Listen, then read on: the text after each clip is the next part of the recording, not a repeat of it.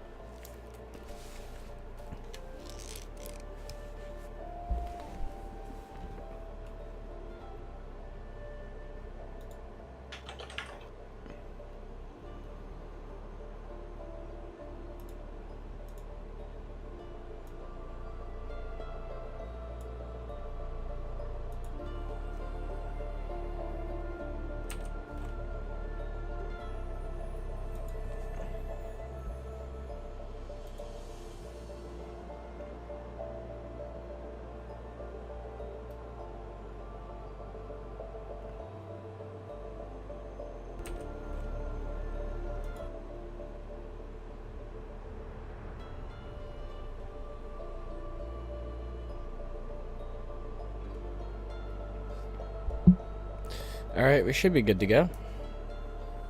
So, welcome everyone to episode 11 of At What Cost. I'm TheSource. Joining me as always is Azaraki Dragon. And today is a little bit of a lazy day in terms of the video production, just because, again, gotta love video issues plus timing. And we had a busy weekend trying to get out a bunch of other content, and it's just... And the cast, the DGSL finals cast that we did was...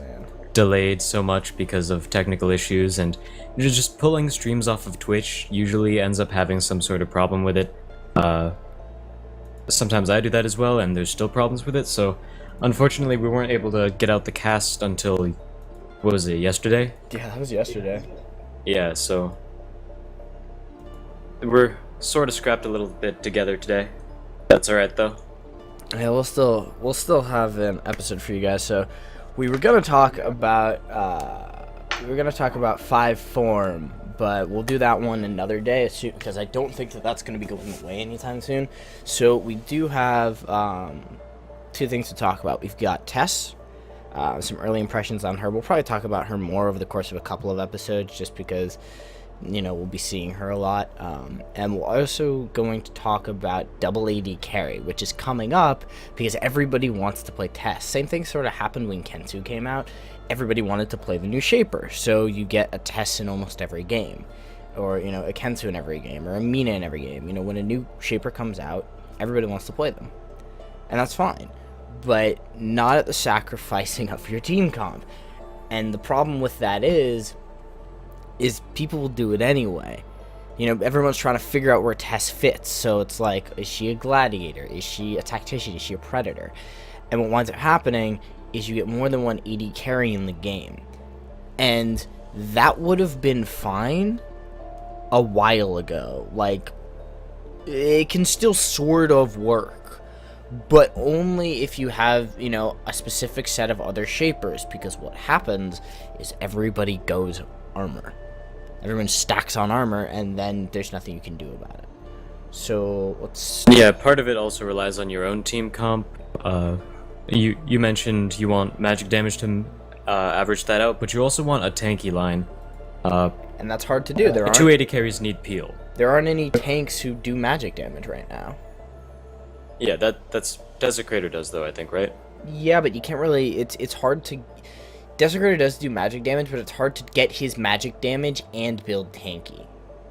That's true, yeah. Without farming. Like, if the best... let's actually start the video while we keep talking about this. So we'll start the video in 3, 2, 1. So Desecrator as an option, Caster Crater. I love playing Caster Crater. It's a lot of fun. It's pretty troll. But... Well, not too troll anymore. It does no, work really well. It definitely works. And troll as in troll all this is hilarious. Okay. it works, but the key to Caster Crater is building Decay, and maybe a Strife, but mostly Decay. And Decay requires you to farm. You can't do that on Tactician. So even though he's a tank who does do magic damage, it's hard to get him the items to make him both tanky and magic damage.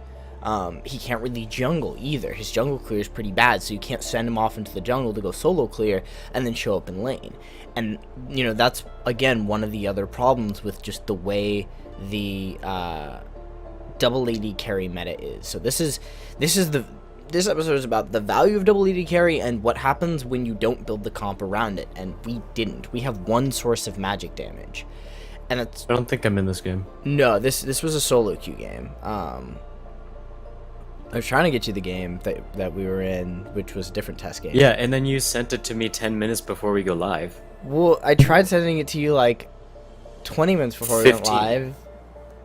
I'm seeing it right here. Skype, 7:45 p.m. Yeah, but I figured we'd when go it through, takes an hour and a half to download the video. I figured we'd go through this one and then highlight from that one.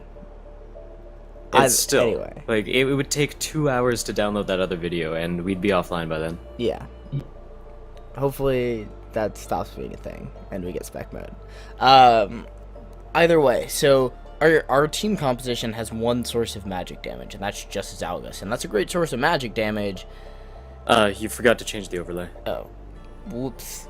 There we go. But that... I swear, at some point I'm gonna take over the production and just do everything myself. Dude, I've been trying to give you production. You just need slightly better stream quality. Or is your internet fine now? I remember it used to not be. It used to not be. I think it's probably good now. Alright, well, new production team, Inc. As soon as we get spec mode, handing everything over to Aza. Either way, so right now we have a lot of good pressure. It's a Ferris lane, you can abuse him early. And we also have Tess, and that's fun. But as of right now, we can't really kill either of them. And that's, you know, part of a problem with this lane. This is also solo queue. So you have to worry about, you know, what happens when you build solo queue comps. Yeah, the lane combination right here, they've got quite a bit of poke, but Zalgus actually doesn't hit his stride until sort of the mid-game phase, because up until level 6, he doesn't really do all that much damage at all, basically, especially with his relatively long cooldowns. They're sitting at about, 11, 12 seconds each, which is a lot more than most shapers are in the early levels of the game. So Zalgus, right now, his main goal is to get his Tactician farm and snare people so that Braun can actually land up a lot of follow-up damage and therefore harass Faris out of lane. So a lot of people I've recently been seeing try to play Zalgus extremely aggressive early game, and you can harass, you can poke, but if you try to secure kills, or if people try to expect Zalgus to secure kills early game, they're gonna be mistaken unless the enemy team does something really wrong or your jungler does something really right. Zalgus isn't really going to be the one securing early kills. Yeah, where, as there, we were able to poke them down through, the chase, and that went well. Oh, they chased too far, yeah. Exactly. So, there is that. I think I'm gonna die soon, though. If I remember correctly, Kagen's gonna come back and make me sad. So again, beating on this Faris as much as we can. No, actually, no, I'm gonna kill Faris. So Faris is gonna go down. And, great thing about having an AD carry in this lane is when we are able to, poke them down through a lot of health, I can chase them, pretty much forever, especially on Tess. This is very, very strong chasing potential. I actually was leveling her skills wrong. This is probably my second game on Tess, so I was still trying to figure out, I should probably have been leveling my E for the wave clear. But Tess's capabilities, before everyone can really get in her face, allow her to, she can actually control a lane if she's given the space to. Tess can be harassed out very, very easily. She has no easy escape mechanism. Her wave clear is kind of bad. So if they had a poking support as opposed to Mara, I'd be in trouble. Right now they have a Mara, and I can just, continuously just poke her after she uses Bramble and her Vine. And right there, I was able to bring her down just because she's big and slow, and Tess can actually output pretty good damage over the course of a fight. Yeah, and before I was talking about how Zalgus isn't really meant to secure early kills unless the enemy team does something stupid, and the enemy team did multiple stupid things over there. The early kill on Ferris was because Ferris just went way too deep. He was only sitting in his own bush when he decided to dash forward, so by the time he dashed back, Braun was already in position to do a ton of damage to him when he got back to his original spot. So he went way too aggressive there, and just now for the Mara kill, Mara went way too aggressive there as well. So over-aggression is really something that allows Zalgus to get the early kills. Otherwise, he's not usually going to get them. Yep, and so that kill actually went over to our other AD carry, and now I'm ahead of the forest. I can just sort of keep shooting him in the face. I'm not sure why he spent so much time just sort of screwing around. He was trying to bait me over into someone, but I've got my vroom vroom bike, and that's, you know, one of the great things about Tess is if you can keep yourself out of melee range for a pretty good amount of time, your movement speed goes through the roof. You can get on your bike, and as long as you don't get CC'd, you know, have the capability to pretty much outmaneuver almost every shaper in the game. I think Moya is the only one who's any way more maneuverable than Tess, and, you know, Moya can't reach, what, 450 move speed with, you know, very little haste. Where did Moya come from? I was talking about mobility. Moya's highly mobile. Tess is the most mobile. Well, movement speed doesn't generally change across multiple shapers. Yeah, but Moya can't hit 450 movement, or 571 movement speed now with some haste. So, like, Moya is highly mobile, but no one can Moya keep doesn't have a speed story, though. I know, but I was just saying Moya's highly mobile, and Tess is highly mobile, and I think Moya's the only one who comes close to her mobility. Well, just overall. It's really hard to compare them, because you're comparing Tess's mobility in the fact that she can't be mobile in a fight, whereas Moya can. So in a fight, Moya is far more mobile than Tess, but outside of a fight, Tess can outrun Moya. It's really, really hard to compare Tess's mobility to anyone else's, because you can only really hop on the bike while you're not getting hit in the middle of a fight. Oh man, so Tess's bonus damage when she's on the bike is also really, Ferris really continuing to do stupid things. Yeah, I should have had him there. I got really, really close, but yes, Ferris continuing to do stupid things, and that's, you know, the threat to playing an AD or playing an assassin against an AD carry. If you're behind as an assassin, AD carries will just shoot you and then shoot you, and then you'll go in and then they'll shoot you, and you'll try and get away, and they'll keep shooting you. And yeah, to anyone looking to play assassins, if you can't actually kill them with a burst, then you're probably not going to win the fight. The real point of an assassin like Ferris is to burst you down. You know, he jumps in, uses his hologram spinny thing, and then ults you, and generally that's either going to kill you or take you down really low. This Ferris doesn't have enough damage to do that, yet he's still going in anyway, which is the reason he's losing the fights. You know, he's only taking out half of Braun's damage, and then he's walking back, whereas Braun the entire time can do damage to him with his auto attacks being an AD carry, and he'll end up winning the engagements overall. So as an assassin, playing from behind is difficult. You don't want to all in, you want to try to harass, poke, and honestly Ferris should try to use his dash to land his hologram rather than dash in and try to do as much damage with melee basic attacks like he is doing. Yep, and you guys saw me go down there. Well, that's because I didn't have that vroom vroom vroom, as Caboose has rightfully put into the chat. There's Tessa's lack of mobility in a fight. I couldn't get away. After Koggin and Mara had pretty much CC'd me, I couldn't get on my bike. I pressed the button hoping that they would just derp it up like they have been, and that I'd be able to possibly get away. But here's an example of Tess's damage over a fight. The fact that I have that little bit of extra tree damage is pretty good. Plus we have a Zalgus, you know, he was just completely out of position, and I just sort of sat there and I auto attacked him, and that's the fun of playing an AD carry. If they're out of position, you can sit there and auto attack them. Still going? Nah. Alright, so if you're a jungler and you plan on doing jungle invades, make sure your team is on the same page and make sure that their team isn't ready to collapse, because jungle invades are really strong. They put the enemy really far behind if you can actually manage to secure buffs, but if they are in a position to collapse on you, they probably will, and you're gonna end up dying unless you have the tactical information of the fight. So it's really risky play to try to jungle invade, and he is going to get bursted down by the ultimate of Ferris, but at the same time, the rest of the team overstayed, and they might have put a little bit too much emphasis on trying to secure the Zalgus kill, even when the Ferris ultimate had gotten him. So they were just trying to fight a fight where they didn't have the cooldowns, and you were just kind of shooting them the entire time. So that's why they were able to turn around the fight. Should have just gotten the Zalgus kill and backed off. Yep.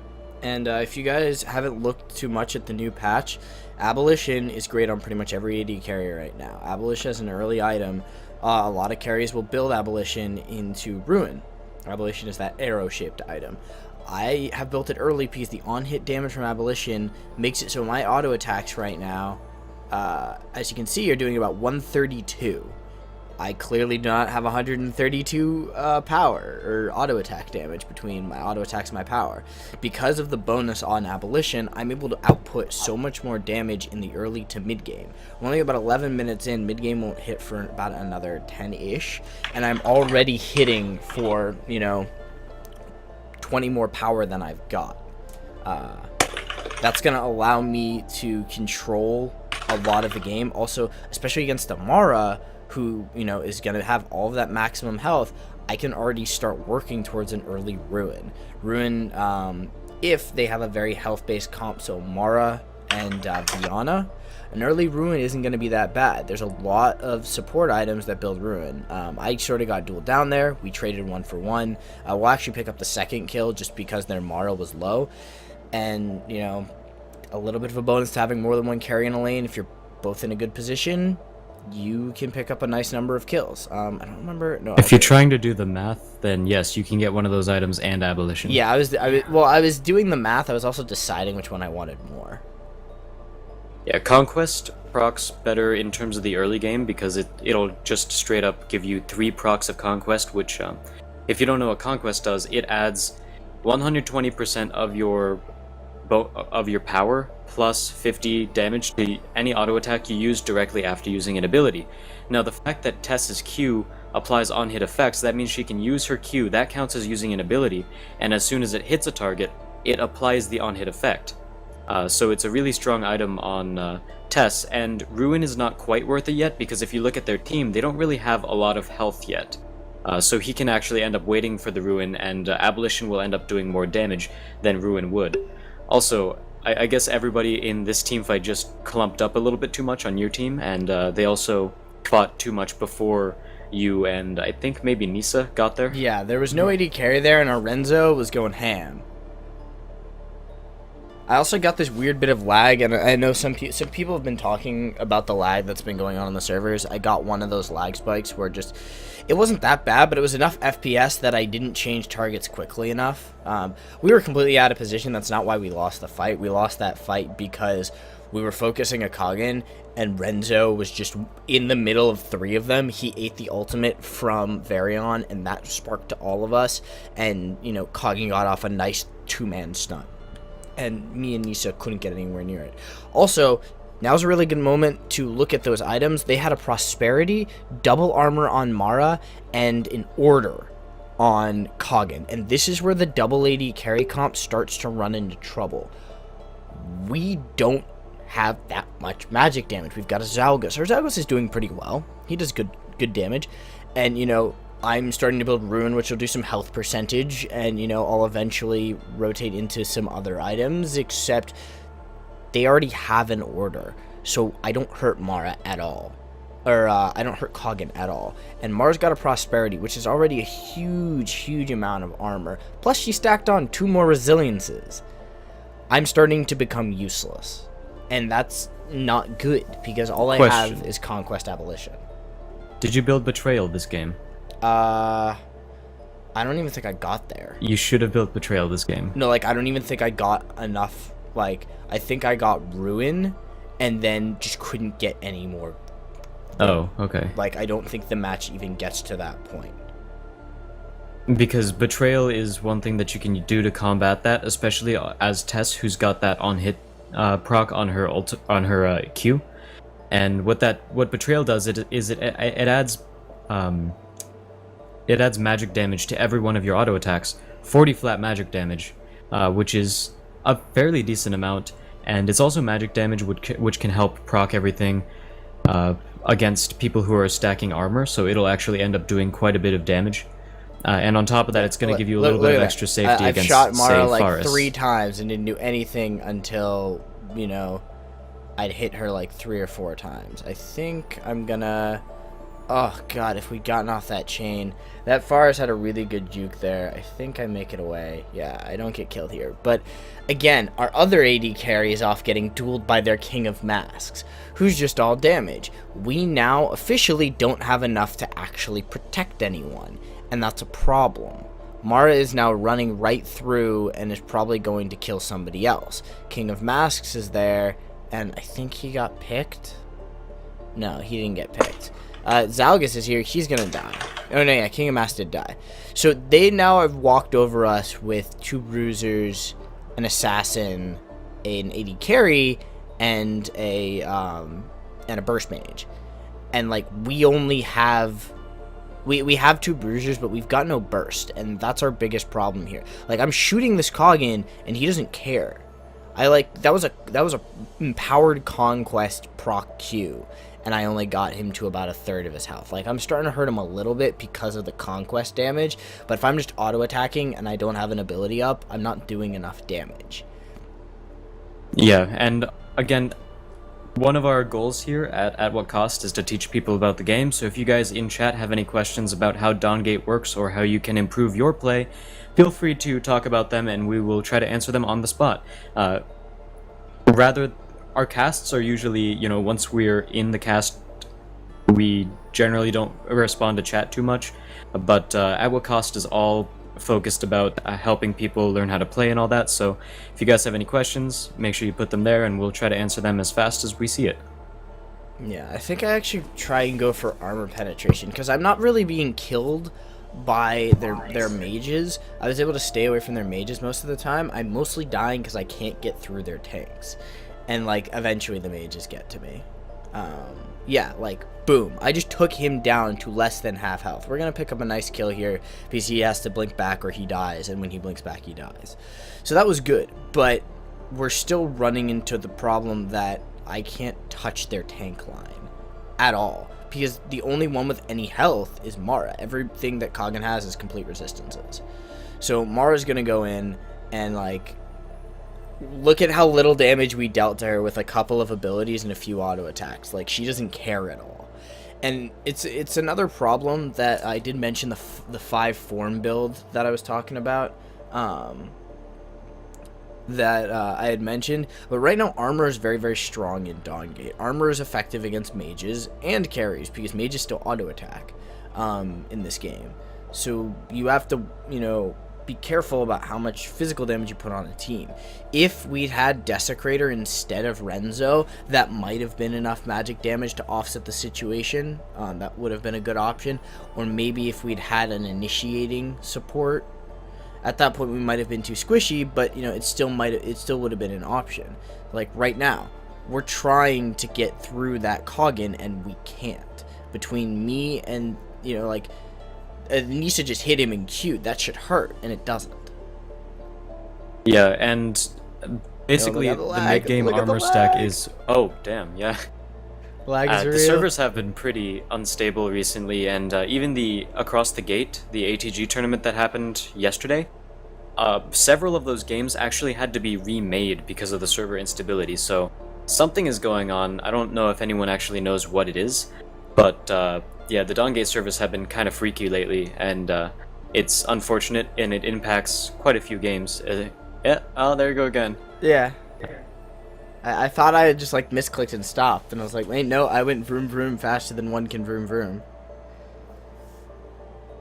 Yeah, so unfortunately those are going to complicate things a little bit, but at the same time, the only sort of time where you guys could have taken this back is late game, you know, 6 items where people have stuff, where you have stuff like betrayal and well, the thing is look at rage and like, stuff we're like not that. far But you behind need in kills though. Like the farm wasn't too bad. Well, I'm not saying that you're behind. I'm just saying that the armor power spike happens in the mid game. If you guys could have stalled out to late game, then you guys would be able to take it back with the double AD comp, because then you and Nisa would have stuff like look rage, at that Mara. a bunch of penetration. She's got prosperity, order, and 2 more resiliences. Like, the fact that you can build that much of one resistance stat, no health, and some of the other and get away with it is just insane. Part of that is also Mara's passive, which allows her to stack health per acorns that she picks up. So she can potentially be one of the highest health shapers in the game just by collecting acorns for her passive. And acorns are dropped whenever, or not whenever, but they have a chance to drop when a minion dies around her. So she can pick those up and then she gets extra max minimum health. But that's why I went with the Ruin, and I still can't cut through her. Like, I still can't do enough damage to hurt her at all, whatsoever. It's like, that's so terrifying when an entire role is just made useless.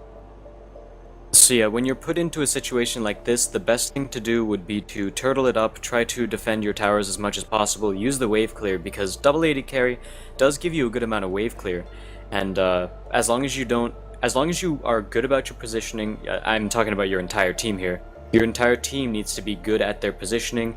They need to make sure that they don't get caught out, and you guys need to make sure you wave clear. You have quite a bit of wave clear, but I can only assume that maybe your team decides to take a fight that they can't win, or someone gets caught out.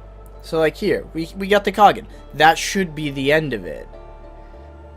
And then I get hooked. And then I blink away, and like this should be the disengage. But then we throw out the extra ultimate, we throw out extra ultimates.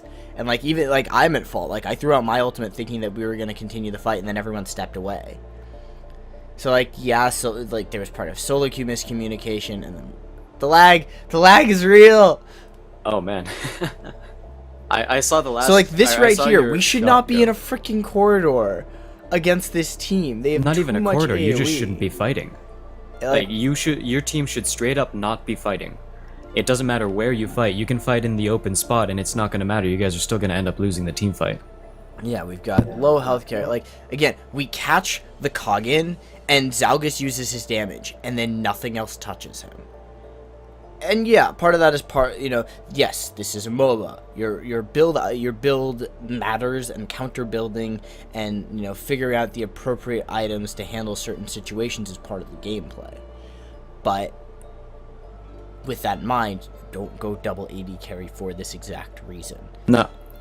I would have possibly went with a Betrayal before Ruin, even because, as you said, Kogan is going 100% straight up resistances, and at that point, 40 flat magic damage would actually do quite a bit to him. But my bigger problem was, during this game, I have gained, since I bought that Ruin maybe 8 minutes ago, only enough gold to get a little bit of armor penetration. 1500 in 8 minutes is not a lot of gold. I haven't been able to farm properly. We've been losing fights, and again the fight continues. Just Nisa can't do anything either. Nisa's not a shaper who builds Betrayal. Betrayal on Nisa's just not that great. So That's she true, can't but do at anything. At 6 items, she's going to have enough penetration to deal with it. Unfortunately, like we keep seeing, your team keeps taking fights. So you're not going to be able to get to the point where you get... just look, I don't even hurt the Kogan. The only reason we killed him is because of the goose. Saddle goose. I don't even know where the comm goes. He had to have gone down because I went up, and I take the scenic route, man. Spirit well. Alright, I'm seeing a lot of wasted time here. Okay, you go to that spirit well, that's good. And he goes to push the binding. Okay, not as much wasted time as I thought there would be, because he is actually pushing the binding quite a bit, so that actually works. But at the same time, you guys won that fight, and I feel like it might, because it's solo queue, it might give your team a little bit too much confidence, and you guys might fight fights that you're not really meant to fight. Also, there are 0 wards out on the map. Yeah. That's kind of a problem. Well, we've been stuck at that tower the entire time. Well, even still, I would expect, a ward near your haste buff. Ward. Stuff like that. We got a ward. Places that are not very risky to ward. Okay, so here's one of the other reasons I just don't like solo queue, and the fact that so much armor is so unfortunate. I am going to die. I'm going to die. They're about to send 5 people to come and kill me. I'm going to get this, and then I'm going to try and get out. I tried to back on my bike. Guess who's coming to kill me? Their entire freaking team. And yes, I'm dealing with him slightly. And yes, we'll kill him. And now their Kogan is here, and I can't do anything. Like, I hit him, and I do nothing. There's no chance for me to fight back against that much armor. And it just makes me sad. Oh, this is also really sad. Hook, and then stun, and then calm, and then just, like, dead. And that is a solo queue issue I tend to get angry at. If you guys had communication, then you could have just been like, hey, don't try to save me or anything. I'm dead. Just get out. Save the binding, stuff like that. But yeah, they got hooked in, Calm Ultimate, and they ended up dying off of that. So, mostly a solo queue misplay there. You also shouldn't have tried to back. Should have just walked away, rather. Or rode away, I guess, because Tess. Yeah. Should have roomed away. And it was definitely good on good on their part to rush through. And the reason I went rage, I think, at this point was because they have so much armor that the percentage armor penetration is worth it. I would have agreed with going rage at this point as well. Percentage armor penetration would have been worth it. Also, apparently one of them disconnected. And now we both have rage. And this should be enough for us to do it, but we can't.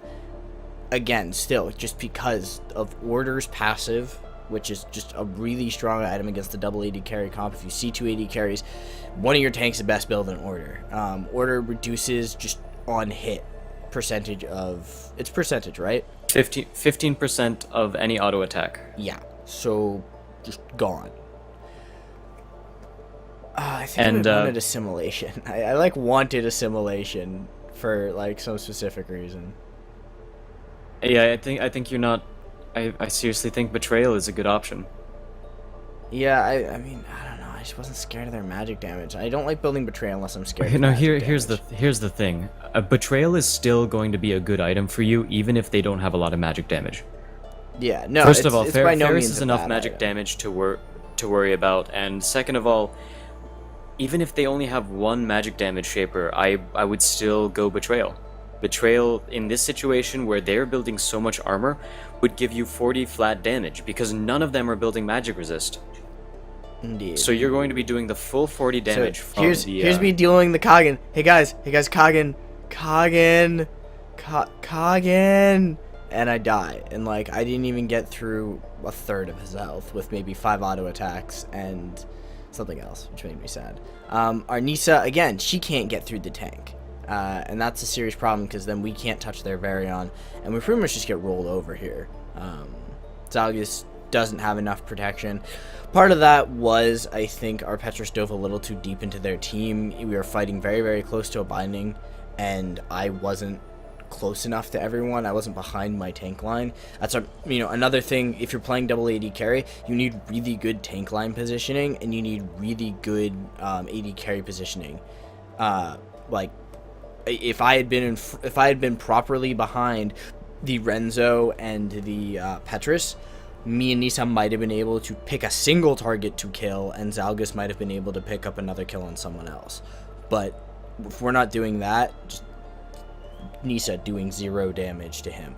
Also, it helps against towers too. That's another thing about these heavy armor comps, is when you see double AD carry, you are able to take those tanks you've got and say, we're going to force towers, because the damage that comes off of towers is mitigated by armor. Alright, so I saw someone on your team call for a turtle. Basically, you guys want to be turtling right now and making sure they don't push things, but at this point, part of it's too late because your bottom lane doesn't have any bindings left. So the call for turtling out should have been called a lot earlier, while you guys still had that tower. And so it's going to be much harder to do now, and yeah, that's most of what I wanted to say there. Lucky Paul, the reason she didn't build a rune is because of what most of this episode is about. It's about the double AD carry comp and the problems that arise when you do it. They have so much armor that Kogyan has built very, very little health. A Ruin would be nice, but we need to be able to deal with their armor before we consider dealing with their health. Because right now, I have a Ruin, and I can auto-attack Kogyan 5 times and do maybe a grand total of about 200 damage to him. And with Betrayal, that would have been about 500 damage. It would have been 400, right? You said, how many times do you auto-attack? Four, I said 5. 5. So yeah, it would be 400, but still. Yeah. So double. That's double. That would have been your double damage. So Betrayal Which would have been makes great. Betrayal worth it. Betrayal would have been very, very worth here. I think I was going for more armor penetration. I was going for armor shred next. That's what I was going for. And I think that as much as I needed, I would have needed a Betrayal, but eventually, you know, I would have again needed the Judgment because I needed to shred through them. And I think that was my mentality. I was like, must shred. I wasn't even thinking about Betrayal, which was bad. Yeah, the mid game Betrayal is meant to more get you through the mid game and actually allow you to do something while you build up the Judgment, because the Judgment is definitely a later game item, and Betrayal she is says she needs Judgment. You know, we're both on the armor shred plan here. We're on the armor shred diet, and then Renzo. And getting caught out really doesn't help. And then Renzo gets caught out again. So hooked in, just this Kogyan was having a great day on his hooks. And our tanks are still here. But like, I'm shooting this Mara and nothing is happening. Like, even with a Ruin, she doesn't care. And that is what makes Order such a stupidly powerful item.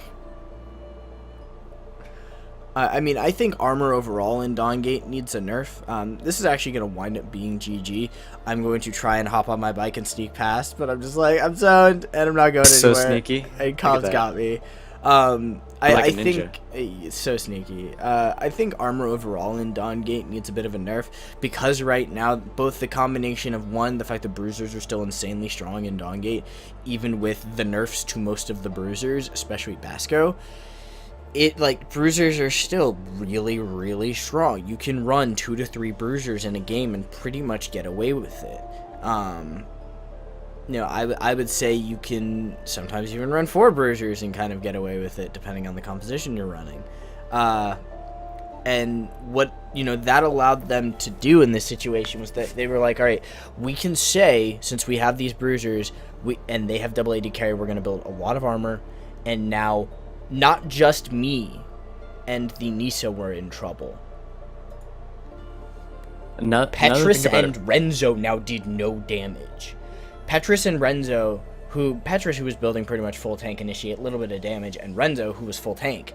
You know, they have base stats, they have base damages. Now none of that matters, because there's so much armor that extra 200-300 damage that comes out of a Renzo cycle, or the extra, you know, 400-500 plus, actually I'd probably say more like 700 damage that comes out of a just like the instant full combo out of a Petrus, although you could tell me better what that amount of damage would be. Huh? How much damage do you think comes out of a Petrus? Just full combo? Yeah, at about mid to late game. A full combo mid to late game? About 1,000 maybe? A little under it, but yeah, like 800. Okay, so 800. So that 800 damage that Petrus... If you're building tank. Yeah, that 800 Petrus damage... Also, look at what Braun's voting for. Hammer in the Sun. Everyone who's watching this, start voting for Hammer in the Sun. We have to make it win. Hammer in the Sun. So, I was looking at the item store, and Resonance also would have been a possible build item there. Resonance would have been good. Haste Mastery and... the on-hit magic damage. The on-hit magic damage, yeah. That would have been a good option. But like I was saying, saying, I'm just browsing the store and looking for possible things. Renzo doing about 400 damage. He's now doing about maybe 200. Petrus doing about 800. He's now doing about maybe 400. So that extra 1,000 damage in about AoE and maybe some single target now no longer exists, because they have built so much armor. So much armor. And now they've negated 4 members of our team. Not just the fact that our double AD carries were hurt. I'm going to pause here on the item screen so we can take a look. So, Prosperity, chunk of armor. Order, chunk of armor. Adamance, chunk of armor. Discipline, more armor and damage reduction. and another resilience. Kagin, armor, health, so he would have been killable, but then more armor, magic resist, more health, and then armor. He built a freaking desire. The AP assassin, the magic damage assassin, built a goddamn form. We'll talk about form. We'll talk about form next week. Depth, next week is form day. Next week is form episode. But just the fact that you're able to do that against a double AD carry and not only negate the double AD carry's relative effectiveness, but you also then negate 2 more members is 1, the problem with armor, 2, the problem with double AD carry, and 3, the reasoning that Waystone, please, we need a AP tank shaper. We need more AP tanks in the game right now. We need a Maokai. I want Dawngate Maokai, because right now the only one who can do it is Desecrator, and it's hard to get his items, like I said at the beginning of the game, in the position you need them to be on Desecrator. To be able to be the answer. Yes, if we'd had Desecrator instead of Renzo, we might have been a little bit better off, but we still would have been in trouble, because 2 orders and I can't kill a tank. I would need 3 penetration items, actually, to probably get through all of their armor, or a bunch of magic damage. And all of this is also before any of them actually finished up, Subjugation? Subjugation. Oh, no, Equilibrium. Oh, yeah, Equilibrium. Oh, yeah, so wait till they get Equilibriums, and now I really don't do damage.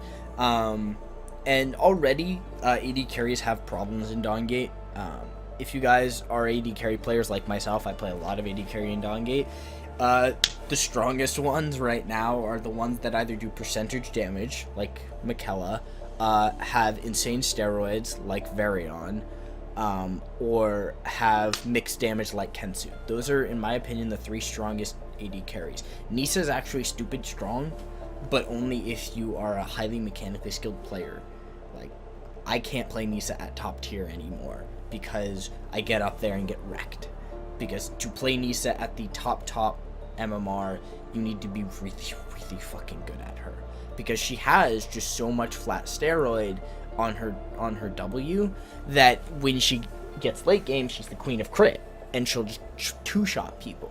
But to get there, you have to be very, very good. And right now, because of the Bruiser Gate, you have to, you need to play carries with escape.